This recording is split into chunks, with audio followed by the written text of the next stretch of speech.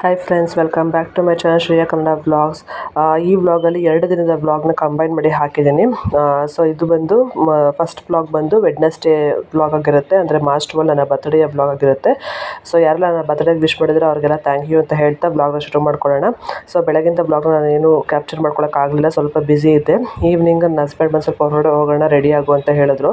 So ಎಲ್ಲಿಗೆ ಅಂತ ಅಂದರೆ ಕೆಂಗೇರಿಗೆ. ಏನಕ್ಕೆ ಅಂತ ಅಂದರೆ ಮಂಗಳ ಚೈನ್ ಮಾಡೋಕ್ಕೆ ಹಾಕಿದ್ವಿ. ಸೊ ಅದನ್ನ ಈಸ್ಕೊಂಬೇಡ ಅಂತ ಹೋಗಿದ್ವಿ. ಸೊ ನನ್ನ ಬರ್ತ್ಡೇ ದಿನ ನನಗೆ ಮಂಗಳ ಚೈನ್ ಬರ್ತಿರೋದು ತುಂಬ ಖುಷಿ ಆಯಿತು ಅಂತಲೇ ಹೇಳ್ಬೋದು. So thank you so much Appu, and I love you. ನನಗೆ ಈ ಥರ ಗಿಫ್ಟ್ ಕೊಟ್ಟಿದ್ದಕ್ಕೆ ನೀವು. ಸೊ ತುಂಬ ಖುಷಿ ಆಯಿತು. ಅದನ್ನೆಲ್ಲ ಈಸ್ಕೊಂಡು ಹಾಗೆ ಮನೆಗೆ ಬಂದ್ವಿ. ಸೊ ಮಂಗಳ ಚೈನ್ ಎಷ್ಟಾಯಿತು, ಏನಾಯಿತು, ಎಷ್ಟು ಗ್ರಾಮ್ ಅಂತ ಏನಾದರೂ ನಿಮಗೆ ಬೇಕು ಅಂತ ಅಂದರೆ ಕಮೆಂಟ್ ಬಾಕ್ಸಲ್ಲಿ ತಿಳಿಸಿ. ಅದನ್ನು ನಾನು ಎಷ್ಟಾಯಿತು, ಏನು, ಯಾವ ಡಿಸೈನ್ ಮಾಡಿಸ್ತೆ ಅಂತ ನಾನು ಕ್ಲಿಯರಾಗಿ ಹೇಳ್ತೀನಿ ನಿಮಗೆ ಮುಂದಿನ ಬ್ಲಾಗಲ್ಲಿ. ಸೊ ಅದನ್ನು ಮನೆಗೆ ತೊಗೊಂಬಂದು ಸೊ ಅದನ್ನು ಹಸ್ಬೆಂಡು ದೇವ್ರಿಗೆಲ್ಲ ನಮಸ್ಕಾರ ಮಾಡಿ ನನ್ನ ಕುತ್ತಿಗೆಗೆ ಹಾಕಿದ್ರು. ಸೊ ಅವ್ರು ನೀನೇ ಹಾಕೋ, ನಾನೇನು ಹಾಕಬೇಕಾಗಿಲ್ಲ, ನೀನೇ ಹಾಕೋ ಅಂದರು. ಬಟ್ ಅವ್ರ ಕೈಲಿ ಹಾಕ್ಸ್ಕೊಳ್ಳೋದು ಒಂದು ಎಮೋಷನ್ ಅಲ್ವಾ. ಸೊ ಹಾಗಾಗಿ ಅವ್ರ ಕೈಲೇ ಹಾಕಿಸ್ಕೊಂಡು ಅದಕ್ಕೆ ಮತ್ತೆ ಅರಿಶಿನ ಕುಂಕುಮ ಎಲ್ಲ ಇಡಿಸ್ಕೊಂಡೆ. ತುಂಬ ಖುಷಿ ಆಯಿತು ಅಂತಲೇ ಹೇಳ್ಬೋದು. ತುಂಬ ಖುಷಿ ಆಯಿತು. 7 ವರ್ಷ, ನಾವು ಮದುವೆಗೆ 7 ವರ್ಷ ಆಯ್ತಾ ಬಂತು. ಸೊ ತುಂಬ ಕಷ್ಟಪಟ್ಟಿದ್ದೀವಿ. ಸೊ ಒಂದೊಂದೇ ಹೆಜ್ಜೆನ ಇಬ್ಬರು ಜೊತೆಗೆ ಇಟ್ಕೊಂಡು ನಾವು ಸ್ಟ್ರಗಲ್ ಮಾಡ್ತಾ ಬಂದಿರೋದು.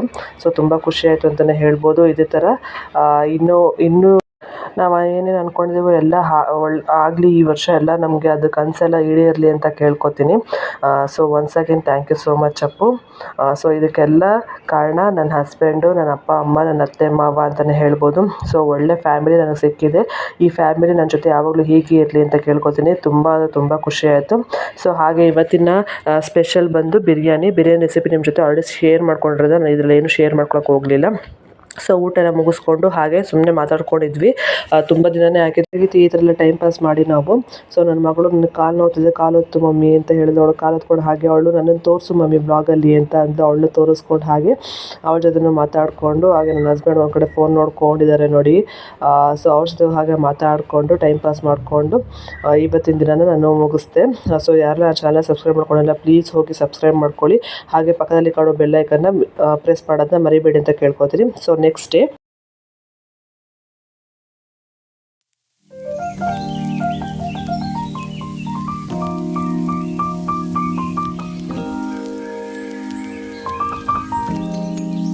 Welcome back to Shreya Vlogs. ಎಲ್ಲರೂ ಹೇಗಿದ್ದೀರಾ? ಪಾಪು ಬಂದಿದ್ದ ಗೊತ್ತಾ ಇಲ್ಲ, ಅಮ್ಮ ಕೂತೈತೆ ವೇದ ಮಾಡ್ಕೊಂಡು. ಅಮ್ಮ ಇನ್ನೂ ಸ್ವಲ್ಪ ಹೊತ್ತು ಬಂದ್ಕೊಂಡಿದೆ, ಪಾಪನು ಸ್ವಲ್ಪ ಹೊತ್ತು ಬಂದ್ಕೊಂಡು. ತಾತ ಕೆಲಸ ಹೋಗೋದೆ, ಅಪ್ಪನ ಕೆಲಸ ಹೋಗೋದು, ಎಲ್ಲ ನಾನೇ ಕ್ಲೀನ್ ಮಾಡ್ತೀನಿ. ಕ್ಲೀನ್ ಮಾಡೋಕ್ಕೆ ಇಲ್ಲ, ತಲೆನೋವು ಸಿಕ್ಕಾಪಟ್ಟೆ.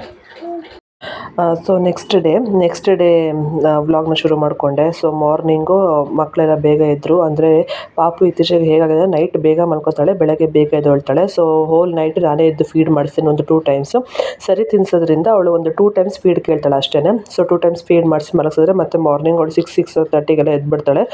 ಸೊ ಇವತ್ತು ಒಂದು ಲೋಟ ಕಾಫಿ ಜೊತೆಗೆ ನಾನು ಡೇನ ಶುರು ಮಾಡ್ಕೊಂಡಿದ್ದೀನಿ. ಗೊಂಬೆನೂ ಈಗ ಹಾಲು ಕುಡಿಯೋಕ್ಕೆ ಶುರು ಆಗಿದ್ದಾಳಲ್ಲ, ಸೊ ಅವಳು ಹಾಲು ಕುಡಿತಾಳೆ ಡೈಲಿ. ಮಕ್ಕಳಿಗೆ ಹಾಲು ಕುಡಿಯೋದ್ರಿಂದ ಕ್ಯಾಲ್ಶಿಯಮ್ ಆಗಿರ್ಬೋದು, ಬೋನ್ಗೆ ಕ್ಯಾಲ್ಶಿಯಮ್ಮು ಸ್ಟ್ರೆಂತ್ ಎಲ್ಲ ಬರುತ್ತೆ ಅಂತ ಹೇಳ್ಬೋದು. ಡೈಲಿ ಒಂದು ಲೋಟ ಹಾಲು ಮಕ್ಕಳು ಕುಡಿಬೇಕು. ಸೊ ಹಾಗೆ ಅಲ್ಲಿ ಬಿಸಿಲು ಬರ್ತಿತ್ತು ಅಂತ ಮಕ್ಕಳ ಜೊತೆ ಒಂದು ಸ್ವಲ್ಪ ಟೈಮ್ ಪಾಸ್ ಮಾಡ್ಕೊಂಡು ಇದ್ದೆ. ಸೊ ಇವತ್ತು ಚಪಾತಿಗೆ ಪಾಲಕ್ ಕರಿ ಮಾಡೋಣ ಅಂತ, ಅಂದರೆ ಪಾಲಕ್ ಎಗ್ ಕರಿ. ಅದಕ್ಕೆ ಈರುಳ್ಳಿ, ಬೆಳ್ಳುಳ್ಳಿ, ಟೊಮೊಟೊ, ಹಸಿಮೆಣಸಿನ್ಕಾಯಿ, ಶುಂಠಿ ತೊಗೊಂಡಿದ್ದೀನಿ. ಹಸಿಮೆಣಸಿನ್ಕಾಯಿ ನೀವು ಖಾರಕ್ಕೆ ಎಷ್ಟು ಬೇಕೋ ಅಷ್ಟು ತೊಗೋಬೋದು. ಸೊ ಅದನ್ನು ಹಾಕ್ಕೊಂಡು ಫಸ್ಟು ಸ್ವಲ್ಪ ನೀರು ಹಾಕ್ಕೊಂಡು ತಿಕ್ ಪೇಸ್ಟ್ ಮಾಡ್ಕೋಬೇಕು. ಸೊ ಅದಾದಮೇಲೆ ನಾನು ಇಲ್ಲಿ ಎಗ್ನ ಬೇಯಿಸ್ಕೊಂಡಿದ್ನಲ್ಲ, ಅದನ್ನೆಲ್ಲ ಸಿಪ್ಪೆ ಬಿಡಿಸಿ ಎತ್ತಿಟ್ಕೊತಾ ಇದ್ದೀನಿ. ಸೊ ನಾನು ನಿಮ್ಗೆ ಇಲ್ಲಿ ತೋರಿಸ್ತಾ ಇದ್ದೀನಿ ನೋಡಿ. ಈ ಸ್ಪೂನಲ್ಲಿ ನಾನು 2 ಸ್ಪೂನು ಸರಿಯಷ್ಟಿಟ್ಟನ್ನು ಬೆಳಗ್ಗೆ ಪಾಪುಗೆ ಹಾಕ್ತೀನಿ. ಈವ್ನಿಂಗು ನಾನು ಅದರಲ್ಲಿ 1 ಸ್ಪೂನ್ ಹಾಕ್ತೀನಿ. ಸೊ ಇನ್ನು 5.5 ಮಂತ್ಸ್ ನನ್ನ ಮಗಳಿಗೆ. ಸೊ 6 ಮಂತ್ಸ್ ಕಂಪ್ಲೀಟ್ ಆಗ್ತಿರೋ ಕಾರಣ ನಾವು ಕ್ವಾಂಟಿಟಿ ಜಾಸ್ತಿ ಕೊಡಬಾರ್ದು, ಅವ್ರಿಗೆ ಡೈಜೆಷನ್ ಸ್ವಲ್ಪ ಪ್ರಾಬ್ಲಮ್ ಆಗುತ್ತೆ. ಸೊ ಇಷ್ಟು ಸಾಕು, ನನ್ನ ಮಗಳು ಇಷ್ಟು ತಿಂತಾಳೆ. ಮತ್ತು ಎಲ್ಲ ಮಕ್ಕಳು ಒಂದೇ ಅಂತ ಹೇಳೋದಕ್ಕಾಗಲ್ಲ. ಕೆಲವೊಂದು ಮಕ್ಕಳ ಡೈಜೆಷನ್ಸು ಕೆಲವೊಂದು ಥರ ಇರುತ್ತೆ. ಸೊ ನೋಡ್ಕೊಂಡು ಕೊಡಿ ಅಂತ ಹೇಳ್ತೀನಿ. ಸೊ ಅದಾದಮೇಲೆ ಕಲಿಸ್ಬಿಟ್ಟು ಎತ್ತಿಟ್ಟೆ, ಯಾಕಂದರೆ ಅವಳು ಇನ್ನೊಂದು ಸ್ವಲ್ಪ ಹೊತ್ತಾದರೆ ಅಳಕ್ಕೆ ಶುರು ಮಾಡ್ತಾಳೆ. ಸೊ ಆ ಟೈಮಲ್ಲಿ ಮಾಡಿ ತಿನ್ಸೋಕ್ಕೆ ಸರಿ ಹೋಗುತ್ತೆ ಅಂತ. ಸೊ ಅದಾದಮೇಲೆ ಒಂದು ಪ್ಯಾನಲ್ಲಿ ಎಣ್ಣೆ ಇಟ್ಕೊಂಡು ಅದಕ್ಕೆ ಸ್ವಲ್ಪ ಅರಿಶಿನ ಹಾಕ್ಕೊಂಡು ನಾವೇನು ತೊಗೊಂಡಿರ್ತೀವಲ್ಲ ಮೊಟ್ಟೆ, ಅದನ್ನ ಸ್ವಲ್ಪ ಸ್ಲೈಸಾಗಿ ಕಟ್ ಮಾಡಿಕೊಂಡು ಅದನ್ನು ಅದಕ್ಕೆ ಹಾಕ್ಕೊಂಡು ಹುರ್ಕೋಬೇಕು. ಏನಕ್ಕೆ ಅಂದರೆ ಅಂದರೆ ನಾವು ಕರಿ ಮಾಡ್ತೀವಲ್ಲ, ಕರಿ ಮಾಡಿದಾಗ ಆ ಕರಿ ಅದಕ್ಕೆ ಚೆನ್ನಾಗಿ ಹಿಡಿಯುತ್ತೆ ಅಂತ.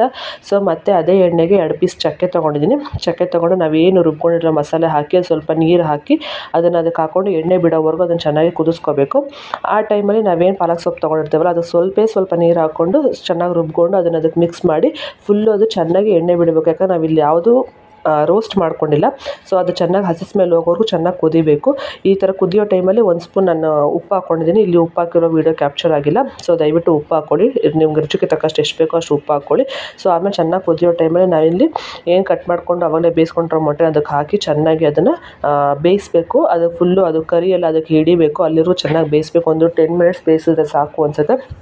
ಸೊ ನಾನು ಈ ಕಡೆ ಒಂದು ಕಡೆ ಅದನ್ನು ಬೇಯಿಸ್ಕೊಂಡು ಇನ್ನೊಂದು ಕಡೆ ಸರಿ ಮಾಡ್ತಾಯಿದ್ದೆ. ಸೊ ಪಾಪು ಒಂದು 10 o'clock ಅಷ್ಟು ನಾನು ತಿನ್ನಿಸ್ಬಿಡ್ತೀನಿ. ಸೊ ಅದೇ ಡೈಲಿ ರೂಢಿಯಾಗಿರೋದ್ರಿಂದ ಅವಳು ಅಷ್ಟೊತ್ತಿಗಾಗಲೇ ಅಳಕ್ಕೆ ಶುರು ಮಾಡ್ತಾಳೆ. ಸೊ ಆ ಟೈಮಿಗೆ ನಾನು ತಿನ್ನಿಸ್ಬಿಟ್ರೆ ಅವಳು ತಿಂದುಬಿಟ್ಟು ಸ್ನಾನ ಮಾಡಿಸ್ಕೊಂಡು ಮಲ್ಕೊಳ್ಳೋಕೆ ಸರಿ ಹೋಗುತ್ತೆ ಅಂತ. ಸೊ ಇನ್ನೊಂದು ಕಡೆ ನನ್ನ ಮಗಳು ಆಟ ಆಡ್ತಾಯಿದ್ಲು. ಸೊ ಅವಳಿಗೂ ಸರಿ ಮಾಡಿ ತಿನ್ನಿಸಿ ನಾನು ಆರೆವರೆಗೂ ಕಾಯಲ್ಲ, ಅಂದರೆ ಅದು ಫುಲ್ಲು ಆರಿ ತಣ್ಣಗಾಗೋವರೆಗೂ ನಾನು ಕಾಯೋದಿಲ್ಲ. ಸ್ವಲ್ಪ ಬಿಸಿ ಇದ್ದಾಗೇ ಬೆಚ್ಚಗೆ ನಾನು ಉಫ್ ಮಾಡಿ ತಿನ್ನಿಸ್ತೀನಿ. ಮಕ್ಳಿಗೆ ಆದಷ್ಟು ಬೆಚ್ಚಗೆ ತಿನ್ನಿಸಿದ್ರೇ ಒಳ್ಳೆಯದು, ಅವ್ರಿಗೂ ಟೇಸ್ಟ್ ಸಿಗುತ್ತೆ. ಆರಿದ್ಮೇಲೆ ಒಂಥರ ಟೇಸ್ಟ್ ಸಿಗೋದಿಲ್ಲ. ಸೊ ಆವಾಗ ತಿನ್ನೋಕ್ಕೆ ಸ್ವಲ್ಪ ಹಠ ಮಾಡ್ತಾರೆ. ಸೊ ನನ್ನ ಮಗಳು ಇಲ್ಲಿ ಅವಳು ಆಟ ಸಾಮಾನಲ್ಲಿ ಅವಳು ಚಪಾತಿ ಮಾಡ್ಕೊಂಡು ಆಟ ಆಡ್ಕೊಂಡಿದ್ಲು.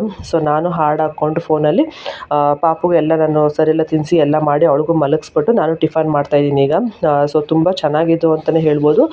ಸಿಂಪಲಾಗಿ ಈಸಿಯಾಗಿ ಕ್ವಿಕ್ಕಾಗುತ್ತೆ. ಈ ಥರ ಈಸಿ ರೆಸಿಪೀಸ್ಗೆ ನನ್ನ ಚಾನಲ್ನ ಫಾಲೋ ಮಾಡೋದನ್ನ ಮರಿಬೇಡಿ. ಸೊ ಹಾಗೆ ನಾನು ಟಿಫನ್ನ ಮುಗಿಸ್ಕೊಂಡು ನಾನು ಸ್ವಲ್ಪ ಹೊತ್ತು ಟೈಮ್ ಪಾಸ್ ಮಾಡಿ ಅದು ರೆಸ್ಟ್ ಮಾಡಿ ಸ್ವಲ್ಪ ನಾನು ರಿಲ್ಯಾಕ್ಸ್ ಮಾಡಿಕೊಂಡು ಈವ್ನಿಂಗು ಸ್ವಲ್ಪ ಈಚೆ ಎತ್ಕೊಂಡ್ಬರ್ತೀನಿ. ಸೊ ಅವಳು ರೂಬಿನ ನೋಡ್ಕೊಂಡು ಅವ್ರ ಜೊತೆ ಸ್ವಲ್ಪ ಇಂಟ್ರಾಕ್ಟ್ ಮಾಡ್ತಾಳೆ. ಸೊ ಈಗ ವಿಷನ್ ಆಗಲಿ ಅಥವಾ ಕೇಳಿಸ್ಕೊಳ್ಳೋದಾಗಲಿ ಎಲ್ಲ ಕ್ಲಿಯರಾಗಿ ಗೊತ್ತಾಗ್ತಿದೆ ಅಲ್ಲ, ಅವಳಿಗೆ ಅದು ಸ್ವಲ್ಪ ಆಟ ಆಡ್ಕೊಂಡಿರ್ತಾಳೆ. ಸೊ ಈವ್ನಿಂಗ್ ನಾನೊಂದು 7:30, 8 ಅಷ್ಟರಲ್ಲೆಲ್ಲ ನಾನು ನೈಟ್ ಒಳಗೆ ಊಟ ಮಾಡಿಸ್ಬಿಡ್ತೀನಿ. ಸೊ ಸರಿ ತಿನ್ನಿಸ್ಬಿಡ್ತೀನಿ. ಅದಾದಮೇಲೆ ನನಗೆ ಇವತ್ತು ಅಮ್ಮ ಬೆಂಡೆಕಾಯಿ ಸಾರು ಮಾಡಿದ್ರು, ಸ್ವಲ್ಪ ಅನ್ನ ತಿಂದೆ. ಅದ್ರ ಜೊತೆಗೆ ಬೆಂಡೆಕಾಯಿ ತುಂಬ ಒಳ್ಳೆಯದು, ಜ್ಞಾಪಶಕ್ತಿಗೆ ಅಥವಾ ಬುದ್ಧಿಶಕ್ತಿಗೆ ಬೆಂಡೆಕಾಯಿ ತುಂಬ ಒಳ್ಳೆಯದು. ಬಾಣಂತಿಯರಿಗಾಗಲಿ ಅಥವಾ ಮಕ್ಕಳಿಗಾಗಲಿ ಬೆಂಡೆಕಾಯಿ ತಿನ್ನಿಸೋದು ತುಂಬ ಒಳ್ಳೆಯದು ಅಂತ ಹೇಳ್ತೀನಿ. ಅದಾದಮೇಲೆ ಅವಳಿಗೆ ಆ್ಯಸ್ ಯೂಶುವಲ್ ಬೋನಿನ್ಸನ್ನು ಹಾಕ್ತೆ.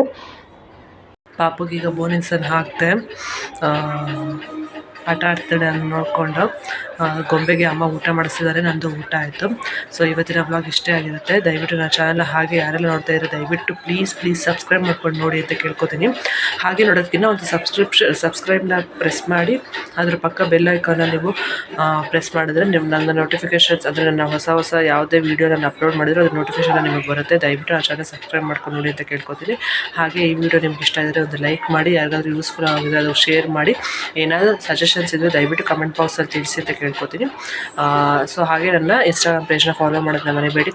ಮತ್ತೆ ನೆಕ್ಸ್ಟ್ ವಿಡಿಯೋ ಸಿಗ್ತೀನಿ. ಅಲ್ಲಿವರೆಗೂ thank you for watching. Take care. Bye.